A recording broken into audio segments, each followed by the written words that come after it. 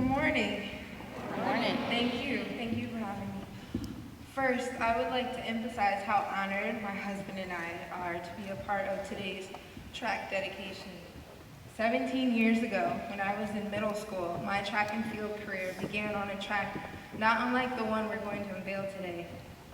Running has opened the door for me to so many things, so many people, countries, and experiences that I would have only been able to dream about had I not been participating in sports. It brings me an endless amount of joy to know that right here in Lakeland, we are unveiling a track that will expose hundreds more people to a sport that I have been a part of for over half my life. What I especially love about today is how John and I came to be a part of it. Like you just heard from Mr. Munson, what really started out as John offering up to share our table while we waited for our dinner reservations. It turned into so much more than that. I found most amazing that Mr. and Mrs. Munson remembered our names for so long after we saw them that night. I even remember the car ride home from Orlando. I was regretfully reflecting on the fact that I hadn't had a few more minutes to ask Mr. Munson more questions about NASA and space. Anyway, when they shared with us about the track that you were building here at St. Paul and for the students and for the surrounding community, we were deeply moved. And the way it came together, I truly was reminded of Proverbs 20:24, where all of our steps are guided by the Lord. I strongly believe that this was no accident, and because of how it came together so seamlessly, so effortlessly, we did not hesitate to be a part of this with you today.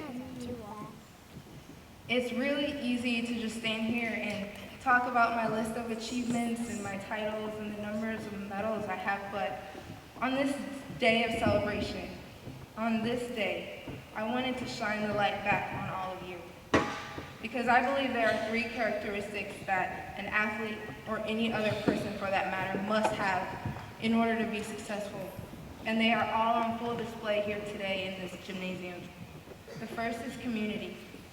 The second is faith. And the third is perseverance.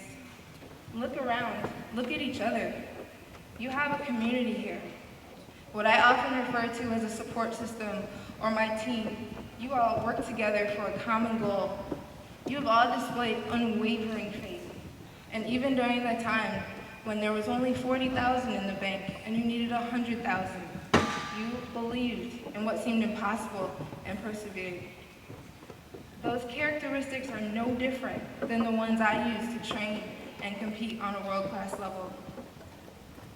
Something that is not often talked about when people talk about me and my list of accomplishments is that there was a 6-year gap between my first medal and my medal in 2012. For 6 years, I stumbled and faltered my way through embarrassing performances, injuries, and even financial difficulty. I was living in a world where my support system was just me. I didn't have faith in many people, or I put my faith in the wrong people. And every time I experienced a new setback or disappointment, I just fell apart. I gave up. I was completely discouraged with myself in track and field until I made some huge life changes. First, I met my husband, John, who's truly changed my life. And then suddenly, the people around me were no longer draining me or taking from me, but were encouraging me and giving to me. For the first time in my professional career, I had a community of people, an entire team surrounding me who wanted nothing more than to see me succeed or to be happy. Everyone present today is a member, part of a community that wants the same thing towards students, athletes, teachers, the church, and even just the city of Lakeland. What I see here today, if I may summarize Hebrews 10:24 and 25, are people who actively consider how they may spur one another on toward love and good deeds, constantly encouraging one another. The community, the team, the support system is the single most important yet underrated asset any successful person can have. I would not be standing here in my Team USA Olympic gear with my gold medal, or in this is the very outfit I wore on the podium.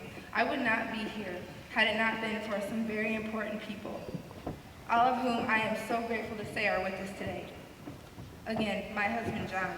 He's done a countless number of things for me. But one of the most impressive things that he does for me is that he actually diets and works out with me. Because being disciplined 24 hours a day, every day of the week, is hard. It's hard for me to have to lose 10 pounds when my body is perfectly content being where it is. He doesn't let me go through that alone. If I have to lose 5, he loses 5. If I have to cut sugar out of my diet, he cuts sugar out of his diet. And I honestly wouldn't have been able to pull off half the things that I've done if it wasn't for his dedication and discipline right along with me. Second, my husband's parents, Jim and Zita Bartoletta, who are here in the front row, who are so close to my heart that I would never refer to them as in-laws because that would actually demean the way I feel about them. They have no idea, but they made it possible for me to have a car that was safe enough to get me to and from practice. I drove from Tampa to Daytona Beach 6 days a week. That's a 2.5-hour trip one way to get to practice. And now, in that same car, I drive from Tampa to Bradenton every day, 1.5 hours each way, without fail. Third, I have my friends here, who I could really call my family too at this point. On the very first day I met Elliot, who's right here, also in the first row. He pulled out a scrap piece of paper and drew a diagram of a stick figure attempting a long jump. He calculated how fast I'd have to run and how much height I need at takeoff to jump farther than I ever have before. We've been friends ever since. Mikey, who's sitting right next to him, cares about John and I so much that with less than 3 hours notice, she had to flight to England with me when a last-minute business trip called John away. She found out I wouldn't be able to go and I'd have to go alone. Then George Beardley and his team, they've really made it so easy for me to just focus on training. They've taken all the guesswork out of social media and marketing and branding, all the business stuff that I don't really want to exert a lot of energy thinking about. And finally, Mr. and Mrs. Munson, who have helped me to see the importance and value in what I do as an athlete and who I am as a person by inviting me to participate in this event today. I'm so grateful to both of you for that. The circle of giving, the principal, the pastor, the administration here, the coaches, the students, friends, and family, you are all so important. You are so important to each other's success. You are critical to the completion of this track. No one makes it alone. I didn't do any of this alone. The second trait is faith. Mrs. Black told us that she trusted God for this project. Her faith allowed her to dream up the circle of giving and push send on all those emails. Your faith answered those prayers. Faith. The confidence in what we hope for and the assurance of things we do not see. I never know the outcome of a training session, a race, or a season in advance. I set my goals and I breathe life into them by believing wholeheartedly, and it isn't always easy to have that kind of faith. I experienced this recently in Poland. We were at the Indoor World Championships last winter, and I really wasn't sure that I was good enough. I wasn't sure that I was ready, and I wasn't sure that I was fast enough. But when you start to feel that way about anything, and everything I'm sharing with you today is about life, I'm not standing here as a track athlete with track-specific goals or track-specific characteristics. This is about life. Whenever you start to feel that way, whenever you start to feel discouraged, I always remember two things. The first is Jeremiah 29:11. For I know the plans that I have for you, declares the Lord. Plans to prosper you and not to harm you. Plans to give you a hope in the future. The second is James 2:17. That faith by itself, if it does not have works, is dead. I've done the work. You all have done the work. All the little things, all the right things that add up to that great performance or that great grade you're looking for, you won't get it. If you don't take the time to learn the lessons your teacher is sharing with you in class, you can't ace that test. If you don't get enough sleep, you can't perform at your best on any level. You can believe, you can have all the faith in the world, but you have to couple that belief with effort and a lot of hard work. Finally, the last trait is perseverance. 2013 was a bad year for me in almost every way imaginable. I used to reflect on that season and think, you know what, maybe it's just best that I lock it away into a storage closet and forget all about it. For starters, the coach that I had that was training me to my first Olympic team took a job in England shortly after the games and effectively ending our relationship as coach-athlete. Then I got injured in the weight room, and I didn't realize how seriously I was injured until after I embarrassed myself in several races, and finally a doctor had to tell me that I wouldn't be able to run for the rest of the season. Not being able to compete or complete that season had a domino effect that was so negative and so depressing that it was hard to remember that less than 12 months before that, I had broken a world record. That less than a year before, I had ran a victory lap with the American flag draped across my shoulders with my other teammates celebrating Olympic gold. That's usually what happens when you get discouraged. You take your eye off the prize. You start making decisions based on fear, not faith.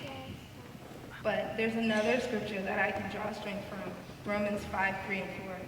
It tells us that we should rejoice in our sufferings because suffering produces endurance. Endurance produces character, and character produces hope. My success this year, 2014, was a direct result of the suffering that took place in 2013. I faced it, I took responsibility for it, and I learned from it. And I'm a better person and a better athlete because of it. Bad things will happen to every single person in this room. Things just don't go the way we plan. That's life, that's how it is. But we can all take heart that we will get through it, we'll learn from it, and that our faith will be stronger because of it.